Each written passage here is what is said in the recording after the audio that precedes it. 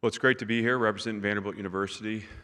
Over the last 5 years, through the efforts of our players and coaches and staff, through the commitment of our leadership, Chancellor Diermeyer, Candace Lee, and our Board of Trust, and with the support of our NIL partners and alumni, Vanderbilt football has become something different. We've been learning what winning requires, what winning demands, and what winning can mean for a university, an athletic department, an entire community. It's been a remarkable journey, and I'm incredibly grateful to everyone who's had the courage to believe in our vision and walk beside us along the way. I'm especially grateful to our players, those who chose to stay and fight together to build something meaningful while the world laughed from the safety of the sideline. I'm indebted and I'm inspired. But let me be clear, progress is not the destination. Last season was not an arrival. It was simply another step in the climb. Our objective remains what it's always been, to build the best football program in the country. And while progress is encouraging, complacency is dangerous.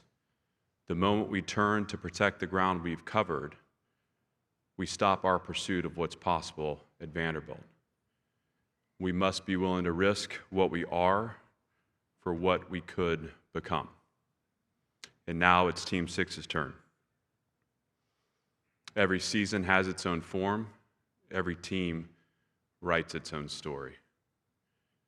Naturally, people want to compare this team to last year's team. And while there are similarities, there are also important differences. Different players, different coaches, different leaders, different personalities, different strengths, different challenges. Despite these differences, this group has inherited something that previous teams did not: a Vanderbilt football program that expects to win. With that inheritance comes standard over excuses, responsibility over entitlement, commitment over convenience. That inheritance gives us a foundation, but our story still must be earned because this team has yet to win a game. That's the gift of every season: a new beginning, a blank canvas. Every team has to forge its own identity. Every locker room develops its own chemistry. Every season asks a different set of questions. Every team has to write its own story. And stories are written from the inside out. That's why, in every step, we must tend to the internal with great discipline and focus. This message is as important today as it was 5 years ago. We cannot allow our program to be defined by the past or by anyone on the outside. Not by last season, not by preseason rankings, not by media expectations, not by praise, not by criticism. We'll be defined by who we are, by what we choose to do and not to do every day. When we step onto the practice field, when we gather in the meeting room, when we walk our campus, when we serve our community, when no one's watching. Because wholehearted devotion to the discipline of Sunday through Friday becomes the privilege of performance everyone sees on Saturday. Inevitably, people will spend the next several weeks predicting what this team will become. That's just a part of college football. The truth is, none of us know the story yet.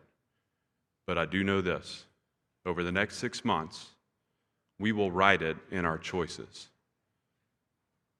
And if we choose to stay committed to who we are, if we act with courage, if we remain faithful to one another and disciplined in our process, we will write a story worthy of Team 6.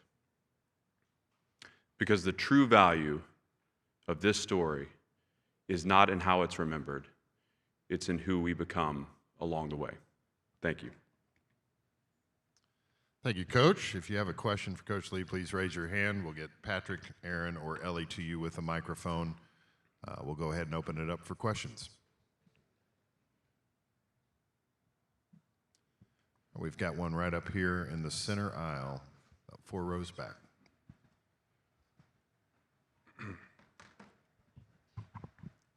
Coach Ryan Shapiro, Columbia, Missourian.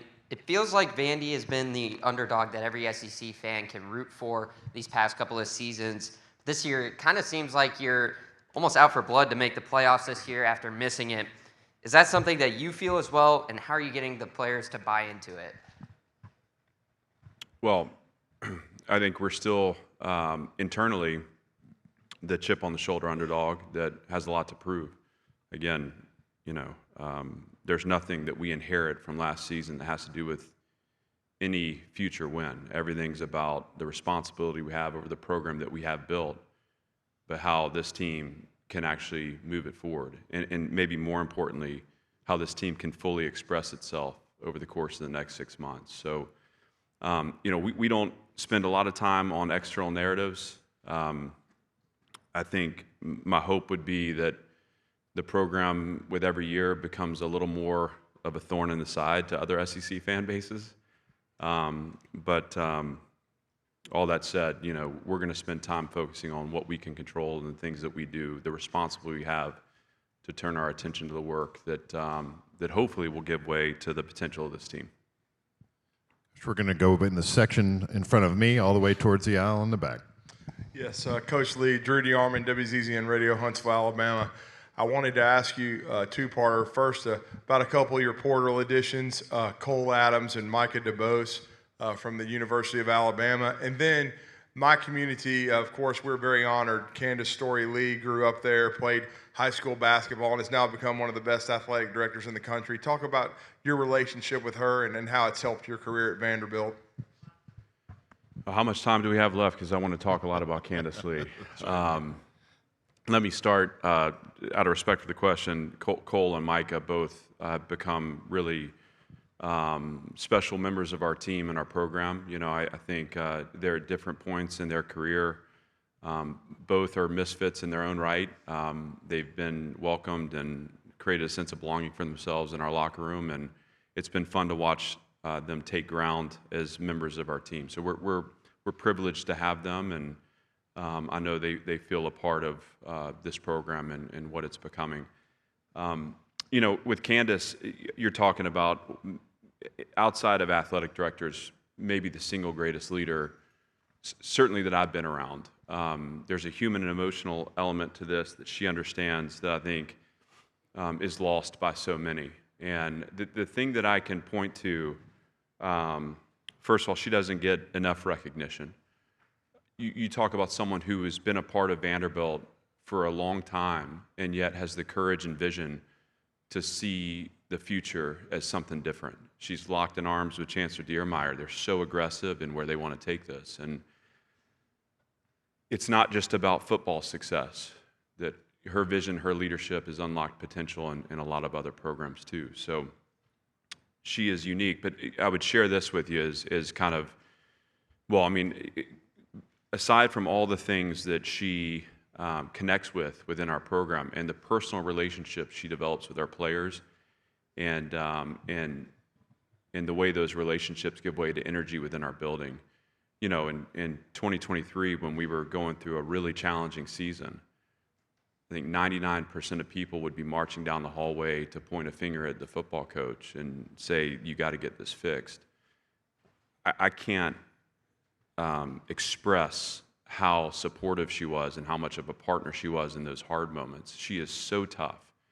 Here's someone who has overcome every odd and still has to fight down and beat down all these external labels that get placed on her. All she did in that tough moment was be at her best. And I'm grateful for that, independent of what this program has become because of that level of partnership and leadership. I'm grateful for the example she showed me of what that looks like. And so, again, I could take the rest of the time talking about Candace. She's the best of the best, and I hope that the world's paying attention to what she's doing because I think it's important. There's an important thread that needs to be pulled into our society more broadly. Thank you for that question. All right, we'll go back in the center aisle along the near side. Hey, Coach. John Abraham, 97.7 ESPN, The Zone in Huntsville, Alabama. Just wanted to talk about the running back game and how different this offense is going to look without Diego Pavia, I know it's an understatement to say that he did make this offense look a little bit different than what we've seen in the past. Yeah, well, first of all, you're from Huntsville. Do you want to talk about Candace Lee? Because I'm happy to talk more about. Okay, I appreciate the question about the running back room. You know, I think there's so much attention being given right now to how this offense will take shape, specifically who's going to take the snaps. And though that is an important question, what I'm more interested in ahead of training camp is how is this team strengthening in all the other areas that will support that position. So, you know, the mission is winning. That certainly hasn't changed. Does winning look different from year to year? Absolutely. It's our job to pivot and adjust and to unlock the potential of each team. So what are we going to do defensively? You know, how are we going to perform better on third down to generate more possessions, to limit snaps, to limit points, and to get opportunity to an offense that I know is going to have the ability to move the ball. In special teams, we've been really strong over the last few years. Jeff Lepak does an incredible job. You know, what are we going to do with our punt return unit? We got Martell Height taking the punt returns. Obviously, Cole Adams got experience with that too, but we didn't unlock the potential of that unit last year. So when you talk about punt return, you're talking about establishing field position, taking some pressure off the offense. Offensive line play. You know, I think we replaced a lot of snaps with a lot of snaps, and I think we feel really good right now about where that group is, and I have total faith and confidence in Coach Klanakis and Jeff Nady, who are helping to lead that room. How are they going to win the point of attack and establish a line of scrimmage dominance that allows for this run game to get going? Because Seti Alexander and MK Young are two of the best, most talented backs in our conference. And if all of a sudden these things are falling into place and we're strengthening in those other areas, you've just lifted burden off the guy that's taking the snaps. Now, the offense will be different, right? And Tim Beck has proven his ability to adjust and adapt. Look at 2024, you're going to see an offense that looked like an option team. And we were grinding out clock and shortening games, and that's how we won. You look at last year's team, you're going to see an offense that absolutely exploded in the opposite direction, right? We went with tempo. We threw the ball vertically down the field. And that is both Tim's vision and that is Diego's growth. I think all those things are signals of program strength. And so the running back room is going to be a big part. But again, the guy carrying the ball is only as good as the people moving the line of scrimmage. If we can establish a great run game in front of the quarterback, I think that we take pressure off and we allow the ball to be distributed to the perimeter in ways that we can become the explosive team that we've been. But all of that is out in front of us. I'm excited for the challenge, and I know the team is ready to redefine what winning is going to look like, knowing that certainly we got a big gap to close, but we have a bunch of guys that have been working in the shadows over the last few years that will finally get spotlight turned to them that I think will be good for Vanderbilt football. Okay, we're going to go over to our section on the right on the far aisle, about halfway back. Brent Wiseman, Vandy Mania. Coach, you mentioned that 2023 season ended with a whole bunch of big losses, and then you had a whole bunch of players that jumped into the portal right after that. As you think back to that week or two after that season ended, what were the thoughts that were going through your mind at that time, and what would you say are the key adjustments or decisions that you made back then that allowed you to have a 10-win season just 2 years later? Yeah, I think some of those thoughts aren't probably appropriate for this stage. No, I mean, that's called getting your ass kicked. And when we endure that, it's painful. And in reflection, you realize that may have been the most important thing that's ever happened to me as head coach and to the program, you know, in terms of what we've been able to grow from that point. But I think if I were going to land on any one thing that I kind of kept circling back to, obviously, I'm the one that stands on the stage and at the podium, and I have the microphone. But the story of our program is about way more than me. And it's about, in those moments, the efforts of so many people who believed in the vision that I held near and dear too. And even though we felt a distance away from that vision, the vision never left us. And people who couldn't get on board with that vision did leave us. This program's momentum wasn't built by those that needed to be convinced to believe. It was the ones that saw it for themselves and chose to believe despite what the world may have said about where we were. But for me personally, I just kept coming back to what I knew to be true about Vanderbilt. This is that we're one of one. You have a top university that's only gotten better. The reach of our Vanderbilt University brand has only gotten greater in the last few years. Credit to our chancellor. So you have a world-class institution in a world-class city playing in a world-class conference. And that's the starting point. That's the foundation of something that I believe, and I believed in the moments, even the hard moments, that inevitably would lead to a program that could elevate success, that could redefine what it means to be a college football program in the modern era. And so with that belief in heart, in those hard moments, you have to force yourself to say, okay, in 15 years when I look back on this moment, what is it that I'm learning right now? Not that I'm feeling right now, but what am I learning right now that's going to lead to those pivots and adjustments, that's going to unlock the potential division that I have and I share with so many that were, again, in the bunker with me.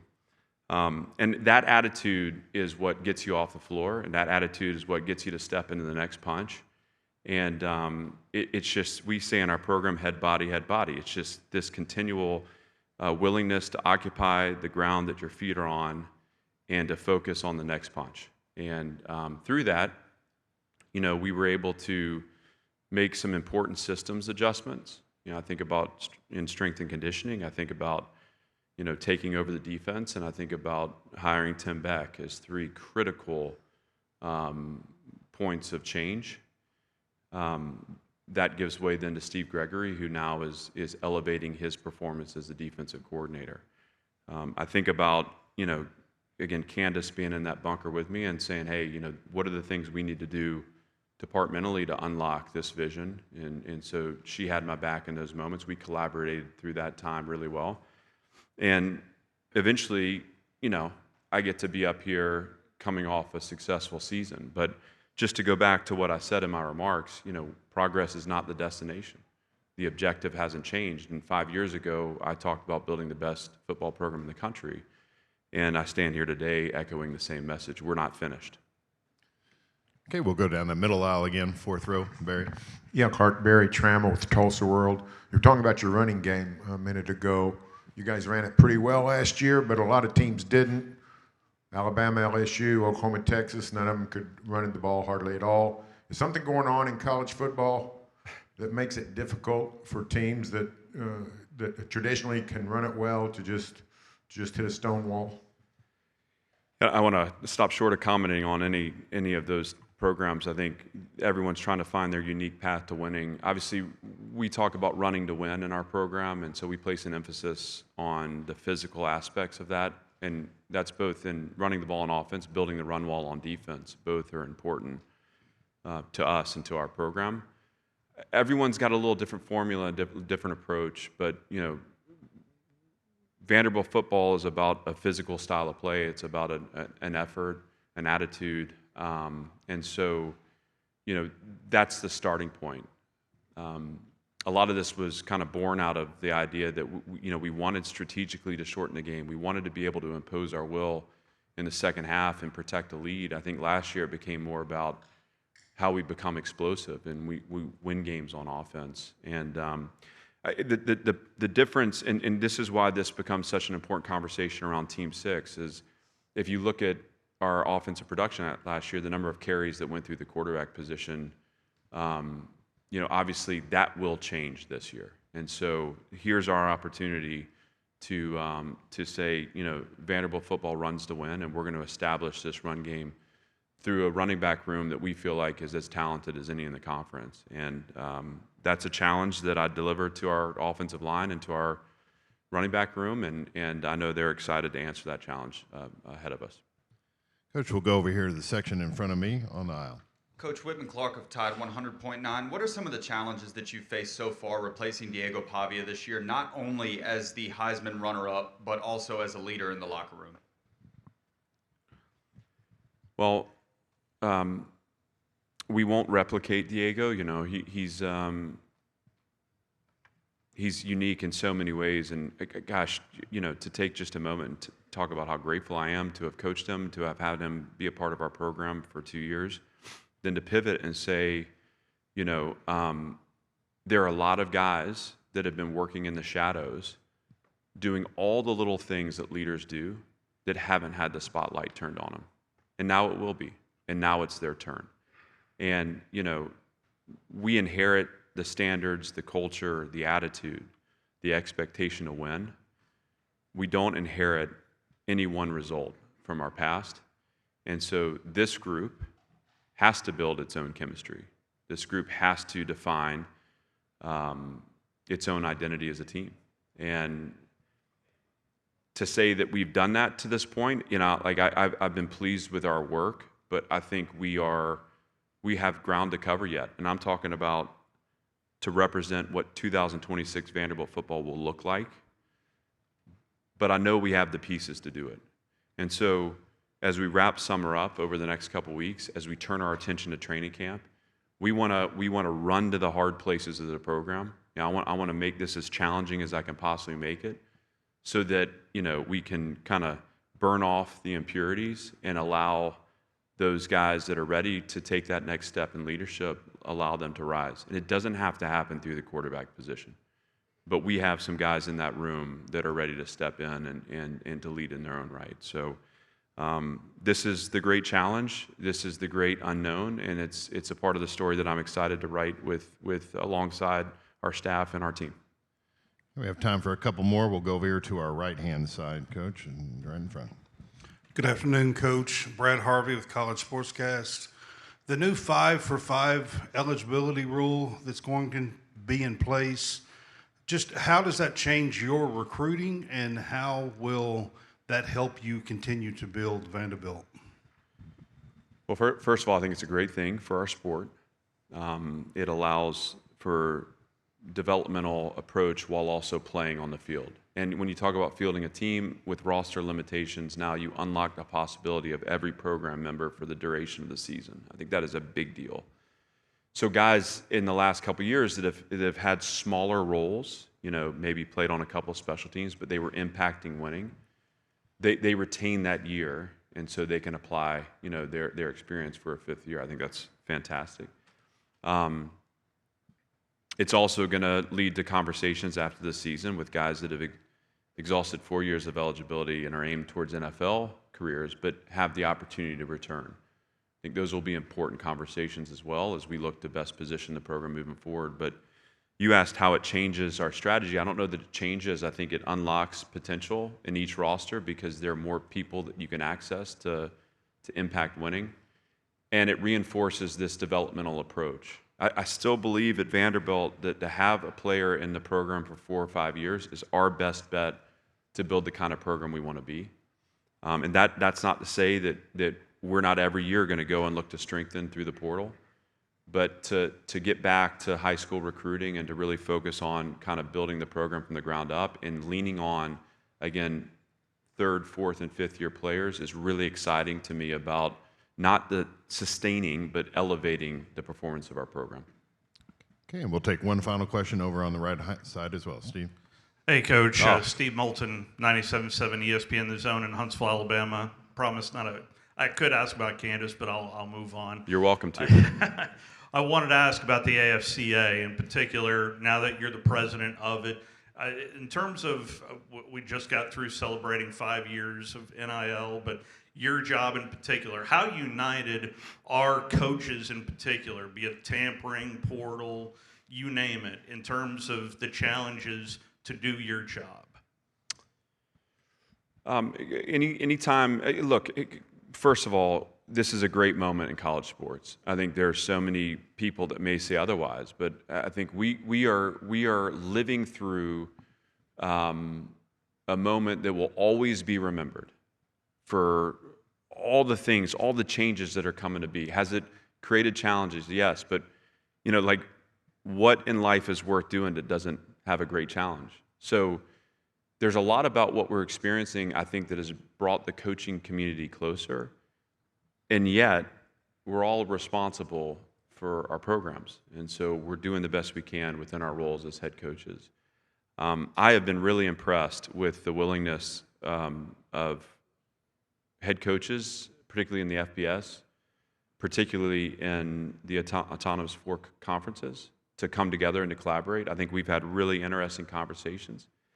And yet, we only control so much of this. And I think with every year that goes, you kind of realize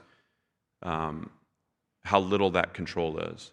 So I think it's important for us to continue these dialogues with this community that's growing and building. I think we need to focus on the change that we can have. I think we've done some important things with this 5-year eligibility rule, with recruiting calendars and dead periods. We've strengthened the game in a lot of ways.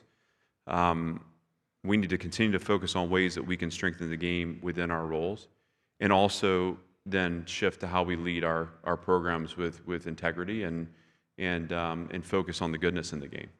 And that's our challenge. And sure, there are days where you get frustrated and you want the quick fix, but this is not going to be something that's solved overnight. And I think we're doing really well navigating through it. And even though the game looks a little different now than it did 5 years ago, I think in so many ways it's improved. So let's keep focusing on that incremental improvement. Let's support the people that are in positions that can help enact the big change, but let's focus on the small change we can have in, day out with our teams. Thanks, Steve. Coach Lee, thank you for your time this afternoon.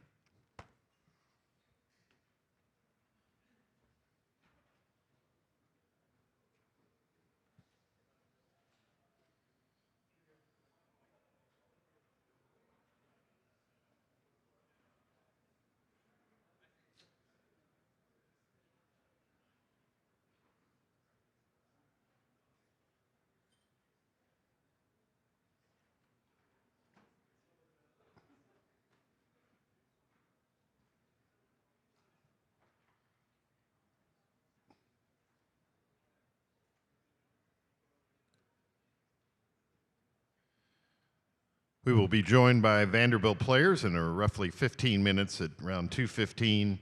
Vanderbilt players will be here at 2:15.